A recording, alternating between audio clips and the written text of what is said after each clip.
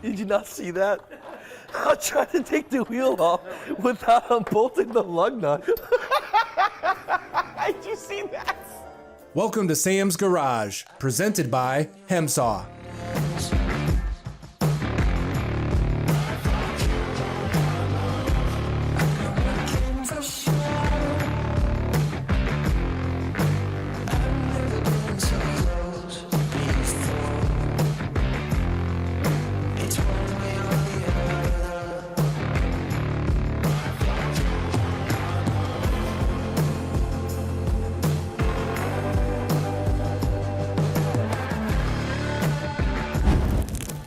Welcome to the new season of Sam's Garage. On this episode, Sam, Kevin, and Travis introduce us to their new project this season.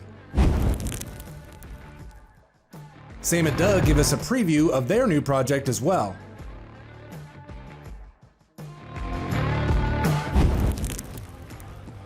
Sam prepares a customer's 71 Chevelle to get ready for sale.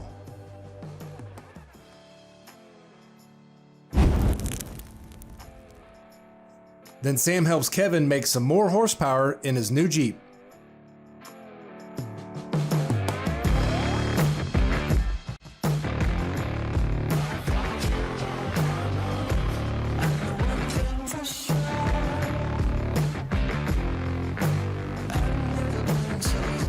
Sam, along with the boys from Lokar, introduce us to their new project this season.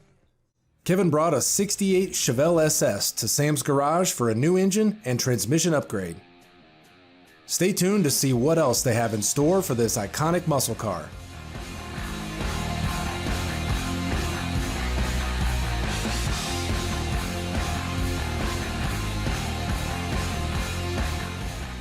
So the Buick turned out so nice and you loved it so much you decided to do Dad's car, huh? Yeah, this one's kind of whooped and he was getting a little jealous of me, you know, driving around with all the horsepower. This is an all-original SS396 4-speed. It is. You know, a few years ago, my mom sent him out to Barrett-Jackson for a Christmas present with the permission to buy a car. This is what he came back with. Well, he picked a good one. This is a nice car. A lot of people love this car. And as you can see, it's very, very nice. So we have to be really good to it as we do our engine swap, you know?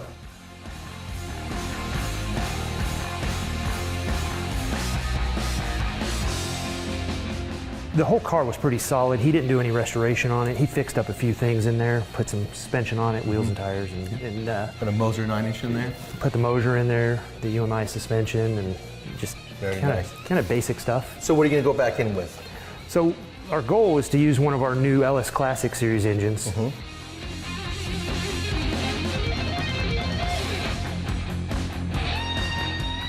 The great part about this is we actually shrink the valve covers so they're actually more proportionate to the LS engine. And you know, you see the fuel rails and everything, but it fools the eye and just enough. So how much horsepower are we going to be pushing with this? I know Travis said he got a cam kit from Summit. He did. So because we're having a little bit of trouble getting motors out of GM right now with you know everything that's going on, we took a 430 motor, put a Summit cam in there, and I think it's about 550. Yep, with the valve springs and everything, that's going to make nice horsepower. Only thing we have to do is possibly change the front springs to coilovers because we just took out a very big heavy engine and we're putting an all aluminum back in. And that kit was specific for the big block and you know taking that iron block out. So I love the front drive accessories. I see that we have a vintage air or some sort like that going in the future. Yeah, we do. We've got it on order. Of course, we waited too long to get it on order to get it down here for you, but you know we'll get it later.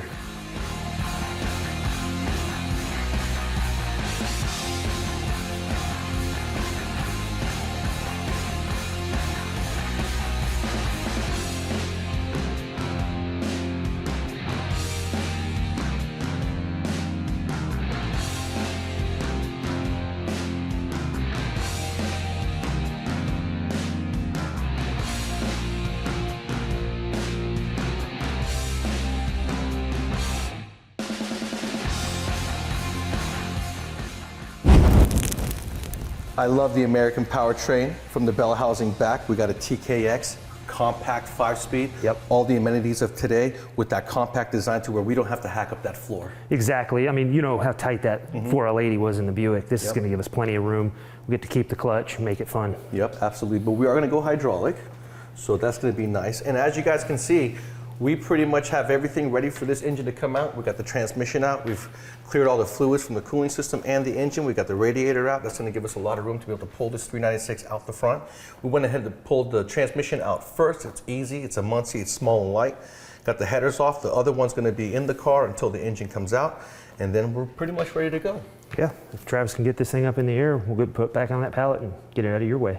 Last, we have to make sure to be very careful with this car so we don't hack anything up. We keep everything we take out of it so that it retains its value.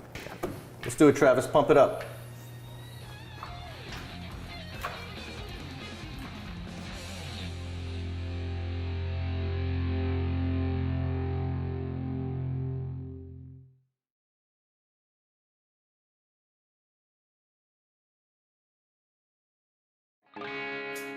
Sam's Garage, presented by Hemsaw.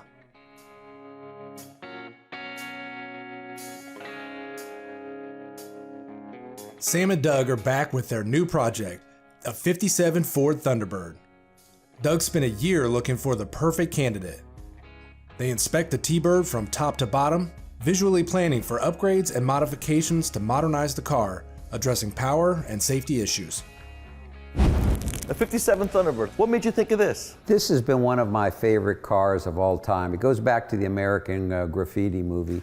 I've always loved these 57 Thunderbirds. It took me a year looking for this car to find one with a body this straight, still looks great. So a lot of searching, but this is a wonderful classic look, and now really what I want us to think about is how do we modernize the motor, the transmission, have that classic look, but yet have that new car feel. To look for a car like this pays off in the long run because you just saved yourself interior, you just saved yourself money on the paint and body. That's huge right there. Because anytime you guys go to take apart the car and do paint and body, then you got to think about the trim and how much cost you're gonna have there. That Coyote engine is gonna be really nice with the TKX updated, compact, 5-speed, the same transmission that you have in the GTO. Yeah, no, it'd be great. You know, the thing that we've got to take a look at is how well is it gonna fit? You're right. So let's go take a look. Let's take a look at it. Holy moly! And everything's original under here. There are some maintenance items that have been done. For instance, the carburetor looks like it's been replaced. Ignition coil, condenser. The distributor looks to be original. You know what I mean? This is nice. Yeah, it does. So let's go up and see what it looks like underneath. That's a huge plus right there. That fuel tank looks like it's been replaced in the last 5 years. You know, it's hard to find that. All we gotta do is put a Holley fuel pump module in there, right, and it'll work for EFI. Getting a good look underneath it. This is where this bird's beginning to show a little bit of its age. There's an awful lot of things that we're gonna need to do and really take a look at as we go through it. But it looks pretty good up under here. There's nothing really damaging. There's no real rust to worry about. Looks like it's been maintained and taken care of. New brake lines, bell housing, 5-speed. But when you look up under here, it does look like, because the X-frame's in the way, that they did cut the floor out. You can absolutely see that if you take a look at it. You can see where they went ahead and used sheet metal screws and they pop riveted and took the whole tunnel out. New starter, updated starter with the small high torque conversion. Very nice right there. If you wanted to, you can drive for minimal budget and have a driver. But in your case, we're gonna do a complete chassis swap. Yeah, we're gonna do a so we can swap, put a Coyote yeah, motor in it. Yeah. As you can see, the suspension, old school, huge. Right, arms, yeah. All metal, heavy. And we want to update the front suspension, the back suspension, and the brake system onto it, you know. Brake lines all the way around, but we're gonna get rid of those. We're gonna put multi-piston calipers in, front and rear. It's gonna really help stop it, because we're gonna be making roughly 500 horsepower with our Coyote motor running a Holley EFI, so it's gonna be nice and tunable for us. Separate the body from the chassis without damaging any of those seams on the body. Yeah, well, I think we're going to need to re-embrace everything up. I'm taking a look at how everything connects to, so it's before we remove it, we'll go through and strengthen everything up, because I don't want any flexing at all to happen as we go ahead and take it off. I agree. Well, the first thing we're going to do is we're going to remove all the fluids from this powertrain. Then we're going to go on the inside and remove the interior so we can get the transmission out. Once we got the transmission and drive shaft out, we can pull the engine and the cooling system and tackle the fuel system and anything else that we need to tackle. Yeah. But the first thing is that interior. That way, if there are any panels in the interior, like the door panels, the aluminum trim, anything you want to get refinished, put it in once it's been completely refinished. Yeah. Put it back together. I can't wait to get it all completed. So we're going to bring it down, we're going to get started on the interior and expose that transmission tunnel.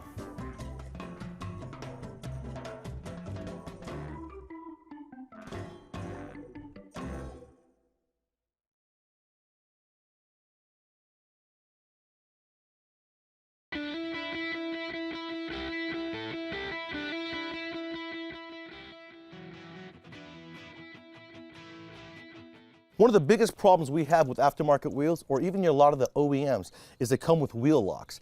And a lot of people forget to put the key in the car, or they'll completely lose the key. So before you go torching it off, destroying your wheel to get the wheel locks off, that's a $1,000 wheel. Save yourself some money. Get yourself a tool like this. They bite in reverse. Find the socket that fits yours. Take an extension, put it on there, bang it on. Take a ratchet. Don't use air. Don't use power. You got to use it slow. Put the ratchet on there. Go in reverse. Slowly, you'll see it bite, and then eventually it'll take off the lug nut with 0 damage, saving you heartache and money.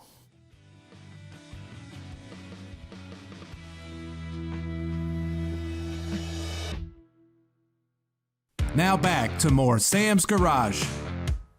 Sam takes a friend's 71 Chevelle and helps get it ready for sale. While out for a test drive, he noticed the Chevelle could use a little love.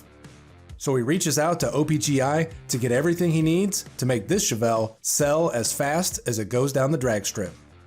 I got one of my good clients' 1971 Chevelle back in the shop. Now, I have personally rebuilt the 555 cubic inch Merlin big block with the Canfield heads in it recently.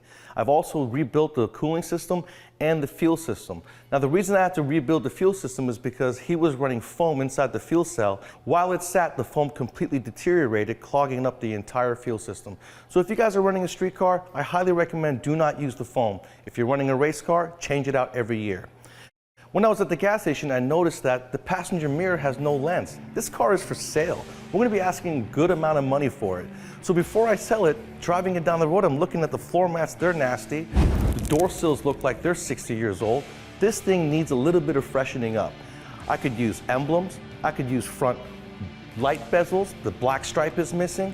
The interior could use new floor mats, and it needs a really good vacuuming and cleaning before I ever try to list this thing for sale.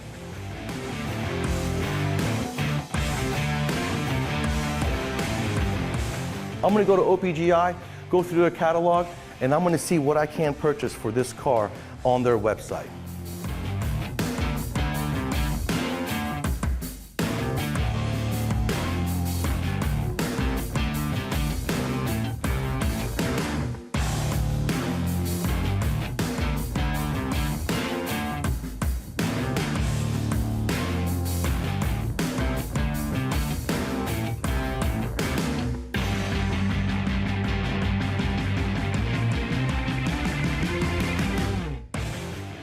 I'm really excited today. My delivery guy just showed up with all my OPGI parts. Let's go ahead and install them. All right, before I can sell this Chevelle, I gotta do some serious cleanup, okay? As you can see, the interior is very dirty. The floor mats look original. They're the same color as the carpet. I'm gonna put new floor mats in it, but first I'm gonna vacuum everything out and then take a look at those sills. They look original to the car. They can really use a new set. This car's gonna look really good for when I go to sell it. All right, now anytime you guys get parts in the aftermarket world, always double check them, whether it's an alternator, a brake pad, an axle, a door sill, all right? When you look at the two, they look very close to each other, but if you notice the bolt holes, they don't line up with the new sill, which isn't a problem. We're gonna very easily show you how to make this one work on your car, and it's gonna look just as good as it did when it was new.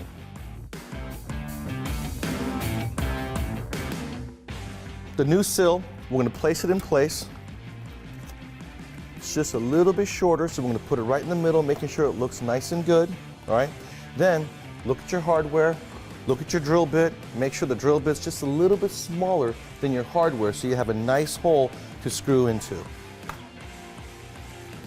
And then, when you're tightening them, don't go too tight because you don't wanna create a bend in the sill. It's very thin aluminum. Just make it snug, make sure your bolt goes inside the taper, and you should be good.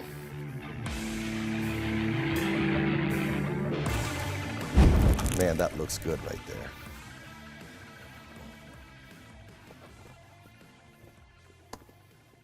And these floor mats totally complement the sills. You know, it's all about the wow factor. When you open the door to the Chevelle and you look inside and you see how clean it is and you look at the floor mats and you look at the sills, you're like, you know what, this is really nice. And I'm one step closer to selling the Chevelle. Don't forget, Original Parts Group, helping you make every detail count for over 40 years.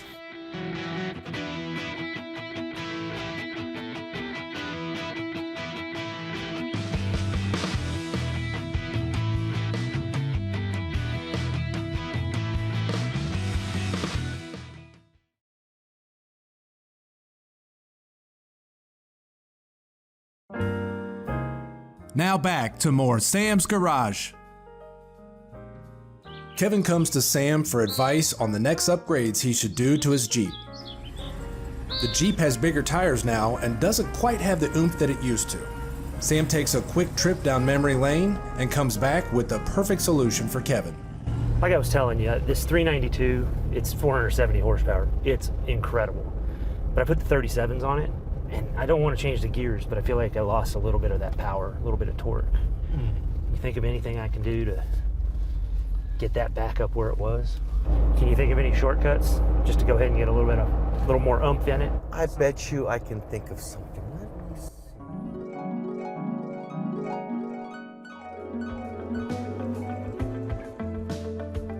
Now sit back and relax as Sam shows you how to unlock horsepower in your Dodge Challenger Hellcat with the Livernois My Calibrator Tuner.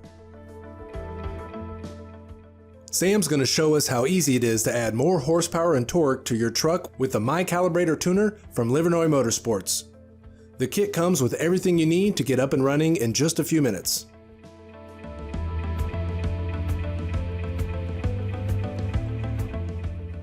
You know, anytime we can make horsepower by pushing buttons, it's always going to put a smile on your face. The guys at Livernois Motorsports Engineering, they're like me, gearheads who've been coming up through the ranks by racing, trial and error, building cars, and they really know what works and doesn't work.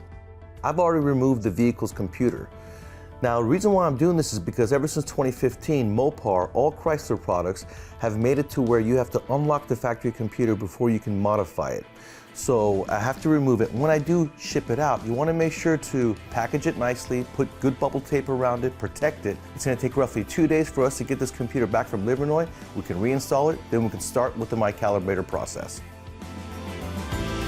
And inside you'll see a cable that's going to bypass and go in series with the OBD2 port. Okay, now if you have a Charger or a Challenger, it's going to be on the passenger side footwell. Follow the instructions, install your cable, running it over to the driver's side. Now if you want to keep it permanent in the vehicle, make sure you do a good job and zip tie it in place, and you can keep the pigtail somewhere where you can easily access it to get your My Calibrator lit up and working. Or you can just use it one time, plug it in, do what you need to do, and take it back out of the vehicle if you're not going to do any further adjustments with it.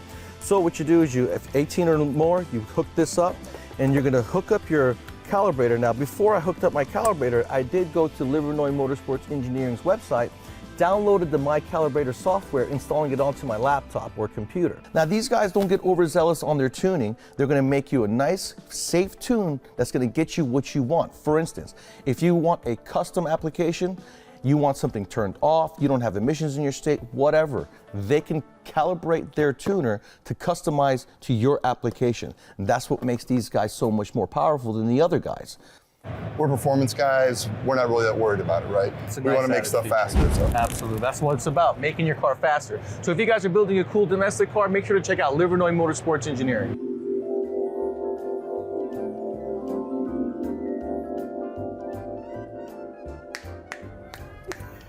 I got it. Hey. Livernois. Oh, Livernois. They make over 35 horsepower to the wheels on this thing. You got custom tunes with Livernois. You got the ability to change the gear ratio. You got the ability to change the tire size, get the speedometer accurate. All that can be done with Livernois' handheld tuner. On the calibrator, download the factory tune, send it off to Andy. He'll take care of it, give it back to you, and this will be a whole nother vehicle.